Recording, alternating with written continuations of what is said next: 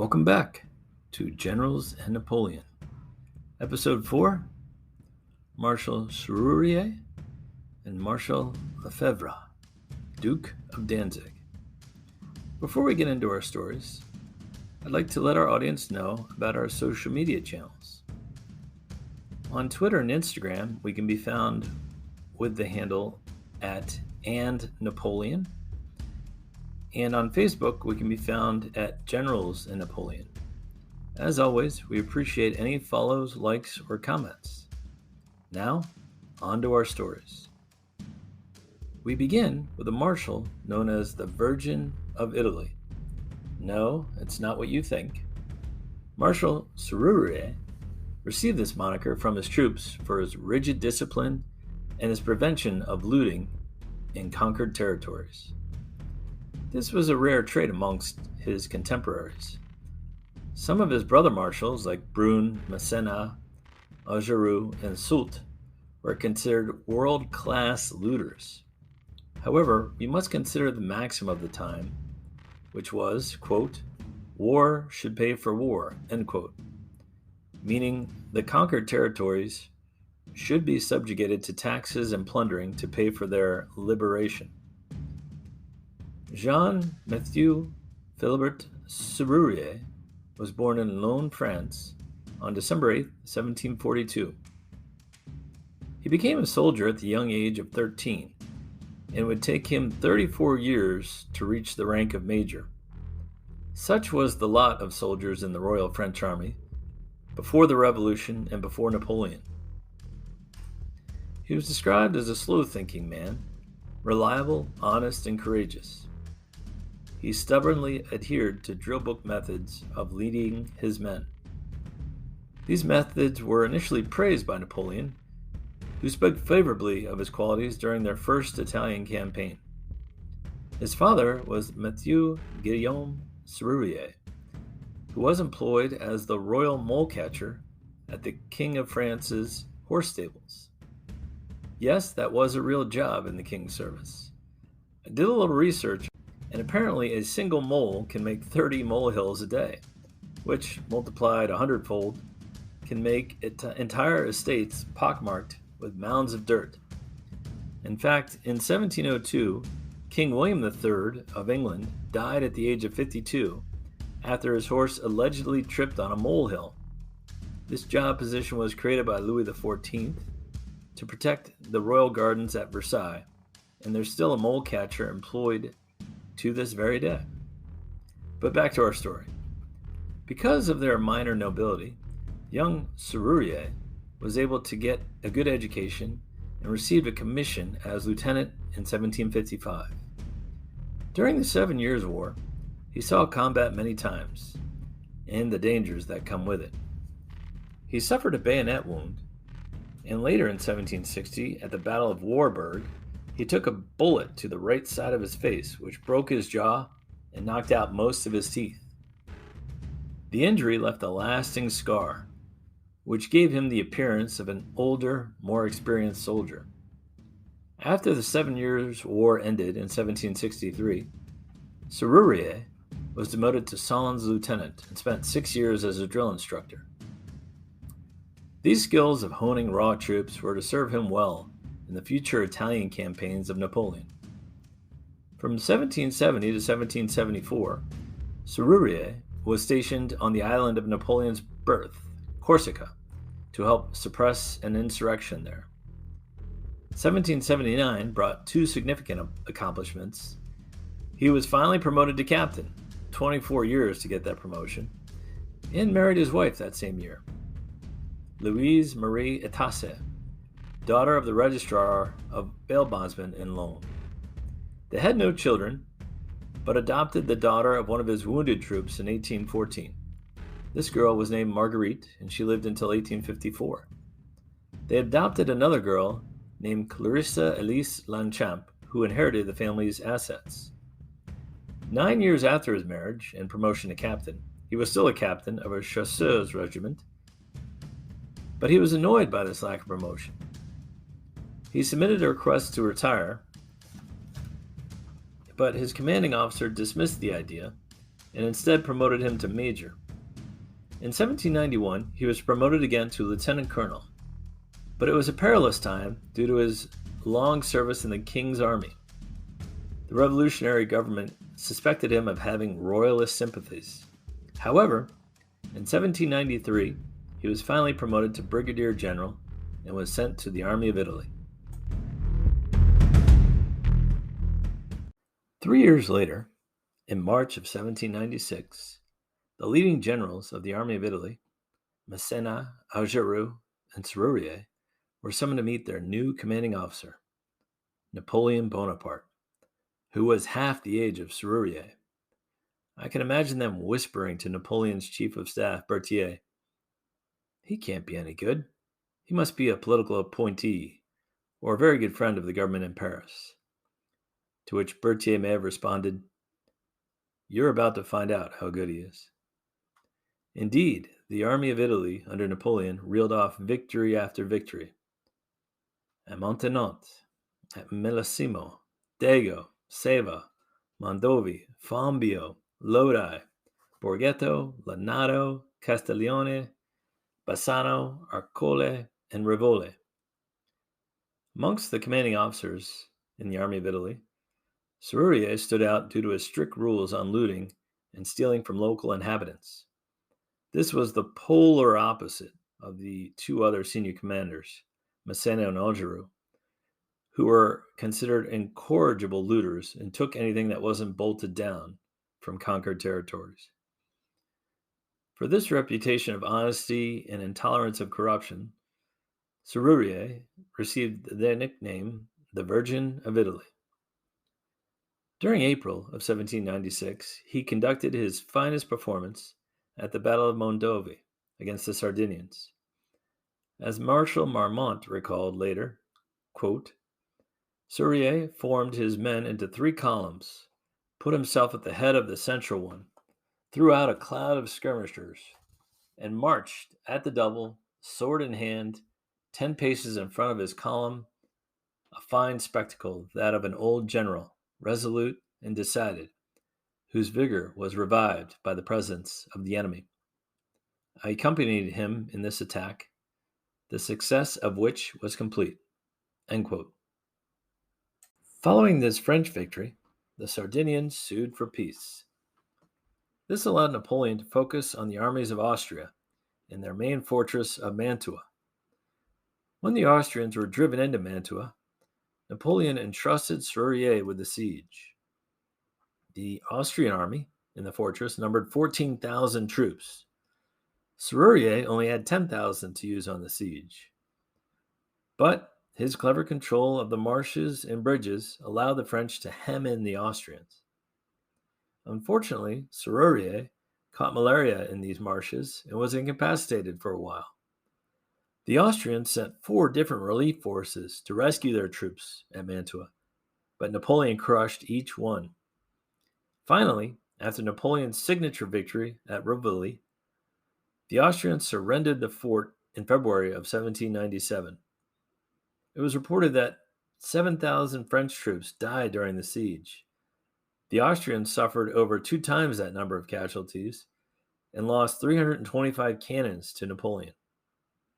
In June, Serurier was dispatched to Paris with 22 captured battle standards to display Napoleon's accomplishments to the government. Following peace with Austria, Serurier was not employed by Napoleon during the Egyptian conquest because he thought the general was too old for such a difficult campaign. Plus, he was still recovering from his bout with malaria during the Mantua siege. Following Napoleon's departure, the Austrians and Russians reclaimed Italy under the relentless Russian general Suvorov. Serurier and the French army lost battle after battle. At the Battle of Verdun, Serurier and his 7,000 troops fought a desperate engagement against an army 3 times their size and eventually had to surrender. He was released on parole around the same time Napoleon returned from Egypt.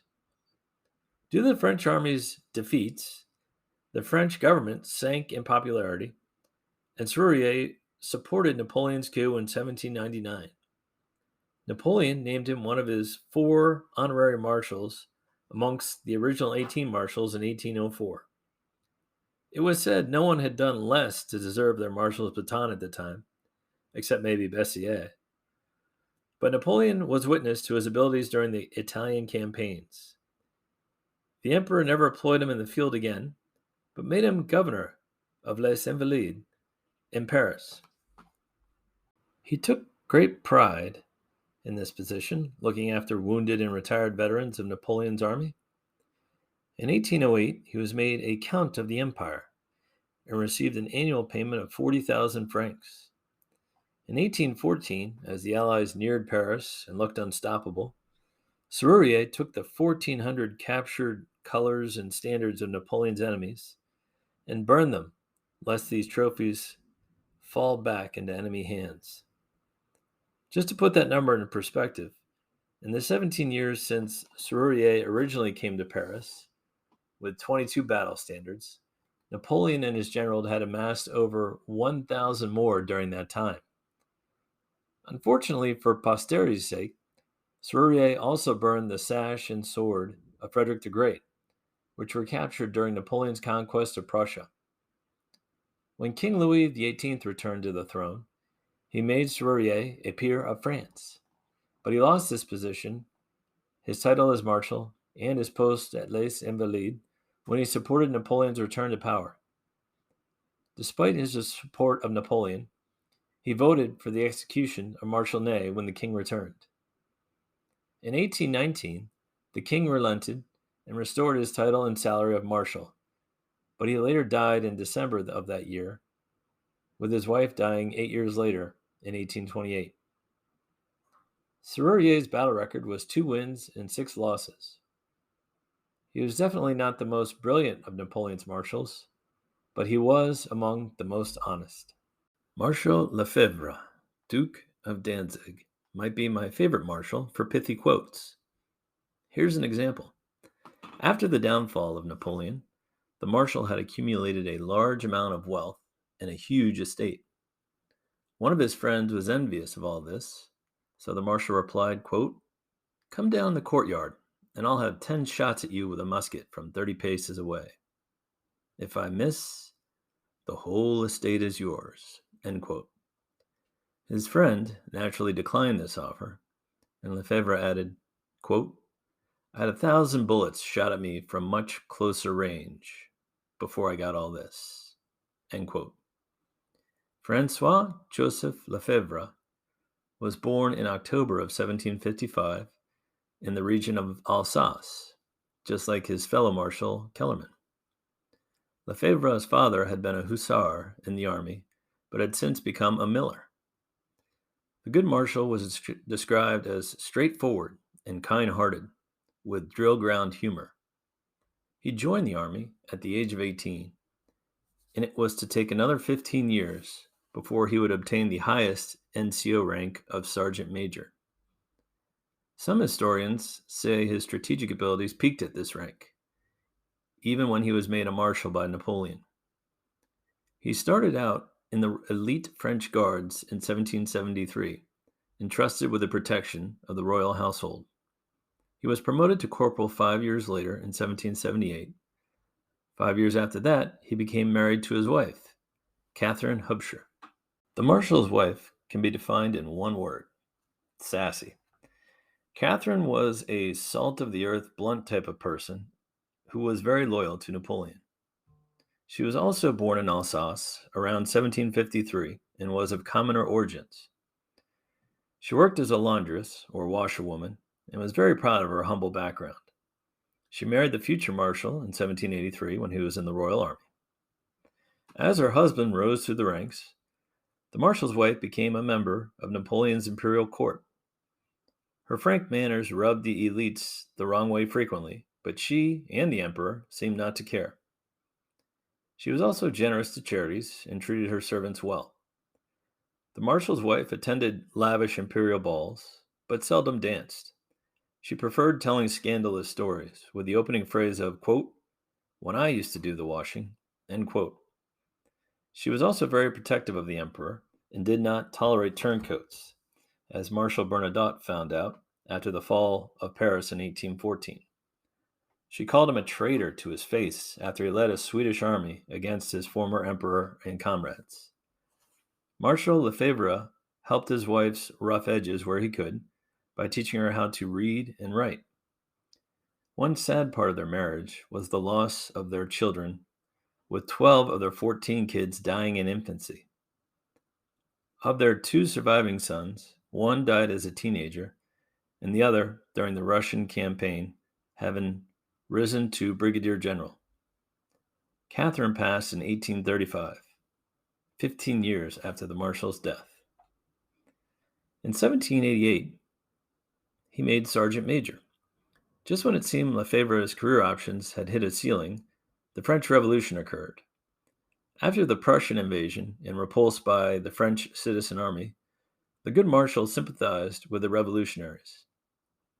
However, he did not forget his duty, twice wounded while protecting the royal family.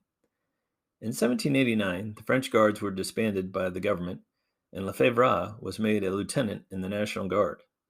This is significant because this promotion could never have happened in the old Royal Army, where officer positions were only available to aristocratic men. He became commander of a grenadier company, where he gained the respect and admiration of his men through bravery and discipline. Because of the knowledge of his profession and support of the revolution, Lefebvre was promoted rapidly. Captain in 1792, lieutenant colonel in 1793, brigadier general 2 months later, and finally, general of division in January 1794. Thus, it took him just 5 years to get from lieutenant to general, a third of the amount of time it took to get from private to sergeant major. On the battlefield, he aided his future brother Marshal, Jourdan, in the Battle of Fleurus against the Austrians. Although Jourdan was the commanding general in this fight, Lefebvre earned a lion's share of the victory when his division stood firm and launched a decisive counterattack. Lefebvre also had an up-and-coming Colonel Soult as his chief of staff to assist him with strategy. The future Marshal Soult later claimed he learned much during his time with Lefebvre. An interesting footnote of this battle is that it was the first time a balloon was used for aerial reconnaissance of enemy positions. It was also a desperate battle, costing both sides 5,000 casualties. Soult wrote that it was, quote, 15 hours of the most desperate fighting I ever saw in my life, end quote. After the battle, and against standing orders, the Honorable Lefebvre flat out refused to execute any captured French émigré soldiers taken during the battle. The Battle of Fleurus cost the Austrians control of Belgium and the Netherlands. By 1799, Lefebvre had been exhausted by continued battles in Germany and received a serious wound, taking a musket ball in the right arm. He retired to Paris to convalesce. During this time, Paris was full of revolutionary spirit yet again, as the Directory government was growing more unpopular by the day. Lefebvre was put in charge of the 17th Military District, which included Paris. Napoleon's return from Egypt only added more drama to this stage. The crafty Napoleon knew he had to sway Lefebvre to join his coup d'etat, since Lefebvre controlled the troops in the immediate vicinity of the capital. The story goes that Napoleon offered Lefebvre the sword he had carried during his tremendous victory in the Battle of the Pyramids. The old general quickly agreed to Napoleon's intended government overthrow by saying, quote, "Yes, let us throw the lawyers into the river," end quote. Lefebvre stayed at Napoleon's side during the critical early stages of the coup and was probably happy that a soldier was in control of the government. Napoleon rewarded his loyalty in 1800 with a Senate seat and 35,000 francs annually. In 1804, he would receive another major promotion as one of the original 18 marshals of the empire. Like Kellerman, Perignon, and Serurier, he was considered an honorary marshal, too old for frontline duty, but rewarded for past services rendered. However, of those four, Lefebvre would be the only one to return to the front lines for more glory. After receiving his marshal's coat, a friend complimented him on it, to which Lefebvre replied, quote, "It ought to look good. I've been stitching it for 35 years." End quote. Again, he never forgot the hard work it took to get to his lofty position. In 1806, the good marshal was healed from his serious wound and returned to the front lines during the war with Prussia. The emperor, knowing his strategic limitations, placed him in charge of the Old Guard infantry. These elite troops appreciated the strict disciplinary standards, and he led them into battle during Napoleon's victory at Jena. In 1807, Lefebvre was assigned a difficult task, one that would eventually make him a duke. As the Grand Armée advanced into Prussia, there was a major enemy fortress that needed to be subdued. The Siege of Danzig began on March 19th and took a long, hard 51 days to accomplish. Many critics of the Marshal believe this should have been completed much earlier, but there are other factors to consider. First, Lefebvre was not trained in siege warfare. He himself was reluctant to take on this challenge. Napoleon stated, quote, "Your glory is linked to the taking of Danzig. You must go there." End quote. He knew his other marshals were needed at the front lines and couldn't be distracted with this sideshow of 14,000 Prussian soldiers. But Danzig had a vast amount of stores, weapons, and rations that could be appropriated by Napoleon's army. Napoleon gave the good marshal several experts to serve under him. General Chasseloup, head of the engineers, and General d'Erlon, who would later become a marshal, as his chief of staff, along with 45,000 troops and 100 guns. But as we discussed earlier with Mantua, these sieges can go on for months or even years if fortresses have the ability to be reinforced. The Prussians were being resupplied by sea by the British and received manpower reinforcements from the Russians. As usual, Lefebvre was leading from the front, quoted as saying, "Come on, soldiers, it's our turn today," end quote. And he barely rested during the siege, always in the trenches with his men and leading every possible charge. Finally, the corps of Marshal Mortier and Marshal Lannes showed up to provide backup, and the Prussian commander realized the futility of his situation and surrendered. The French suffered 6,000 casualties, and the Prussians 3,000, along with 1,500 Russians. As a reward for his service, and as part of Napoleon's effort to create a new noble class, he dubbed him the Duke of Danzig. His next command came during Napoleon's personal intervention into Spain. Napoleon's plan was as follows. The two Spanish armies on the left and right of the front were not to be engaged. Napoleon would smash the Spanish middle army like a sledgehammer, then split this hammer into 3 pieces to curl around each of the Spanish wing armies. Lefebvre and his troops were deployed as a holding force opposite the Spanish left wing. Lefebvre unfortunately lost his control, disobeyed orders, and hurled his holding force against the Spanish army, who fled and escaped Napoleon's pincer movement. The emperor was upset, but the Spanish were eventually beaten across all fronts, and the Spanish capital, Madrid, was reconquered by the French armies. In March 1809, the good marshal was given command of Bavarian troops in Germany. During this time, the no-nonsense Lefebvre gave the citizens of the Franconia region a quick speech on what to expect during his army's occupation. Quote, "We come to give you liberty and equality, but don't lose your heads about it. The first person who moves without my permission will be shot." End quote. Napoleon utilized Lefebvre and his troops during his victories at Eckmühl and Wagram. As usual, the good marshal performed well when under Napoleon's direct supervision. 3 years later, Lefebvre was employed during Napoleon's invasion of Russia, where he again led the Old Guard.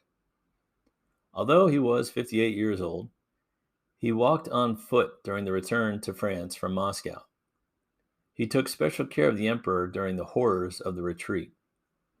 As Napoleon's army dwindled due to battles, weather, and starvation, Lefebvre handpicked the old guard troops to protect the emperor each night. Unfortunately, his oldest son, Brigadier General Marie-Xavier Joseph, was killed during the retreat, and the martial spirit broke. Once back in France, the marshal recuperated both mentally and physically during the year of 1813. When France was invaded the following year, the emperor summoned him, and he returned to the front lines. In February 1814, during Napoleon's famed 6 Days campaign, the good marshal was seen leading a charge of the old guard and, quote, foaming at the mouth with his saber hardly resting, end quote. However, it was too little, too late for Napoleon. On April 4th, Lefebvre joined a group of marshals that included Ney, Oudinot, and MacDonald, who pressured Napoleon to abdicate. During the negotiations, he and Kellerman persuaded the Russian Tsar Alexander to keep Alsace as a French province. The Prussians had been eyeing this territory as spoils of victory. When King Louis XVIII returned, the good marshal swore loyalty to the Bourbons and was created a peer. During the 100 days of Napoleon's return, he did not serve on the front lines, but accepted a seat on Napoleon's Senate, which put him under suspicion when the Bourbons returned. After Napoleon's final exile, the good marshal retired to his estate and spent time working with charities and visiting the sick. In 1820, with his wife by his side, the good marshal heard the final recall and passed away, 2 days after his brother Marshal Kellerman. As a commander, Lefebvre can be best summed up as leading by example with personal courage and direct manner. His battle record was 8 wins and 4 losses. The good marshal didn't really participate in the court intrigue and personal rivalries amongst his fellow marshals. He knew his duty was to serve, and serve well he did. Both marshals, Serurier and Lefebvre, were critical to Napoleon at different points in his career. Serurier during the early stages, and Lefebvre during the middle and late stages. I think this is a good point to finish our episode. Thanks for listening. Please join us again next time when we learn about the indestructible Marshal Oudinot.